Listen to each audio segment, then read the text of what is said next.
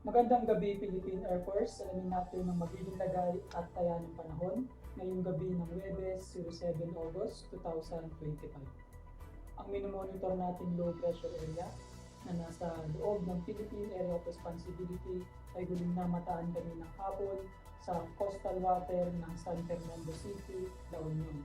Nananatiling mababa ang tsansa na maging isang ganap na bagyo ito sa loob ng 24 oras, ngunit magdadala naman ito ng malawakang pag-ulan sa Ilocos Region at Zambales.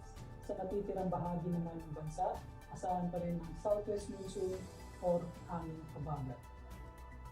Dahil dito, asahan bukas sa buong Luzon, buong Visayas at Zamboanga ang maulap na kalangitan na may kalat-kalat na pag-ulan, pagkidlat at pagkulog. Sa natitirang bahagi naman ng Mindanao, asahan ang bahagyang maulap hanggang sa maulap na kalangitan na may mga tsansa pa rin ng pulupulong pag-ulan, pagkidlat o pagkulog, lalo na sa hapon o gabi. Para naman sa magiging lagay at taya ng panahon sa loob ng 3 araw, simula Sabado hanggang Lunes sa Metro Manila, Cavite, Angeles, Lipa, Philippine Rice, Puerto Princesa, Kalayaan Island, Lapu-Lapu, Davao, at Zamboanga. Asahan ang bahagyang maulap hanggang sa maulap na kalangitan na may mga pulupulong pag-ulan, pagkidlat o pagkulog.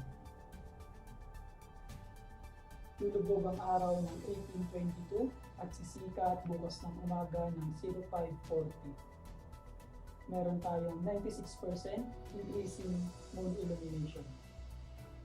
Para manatiling updated sa lagay at taya ng panahon, i-follow lamang ang Air Force Weather Center sa aming official social media account. Yun lamang po ang lagay ng panahon ngayong gabi. Sa ngalan ng aming Commanding Officer, Mr. Colonel Albinjan Cugador, PAP GSC, ako Sir First Class Antonio Emerili Jr., Weather Forecaster ng Air Force Weather Center. Muli, magandang gabi Philippine Air Force.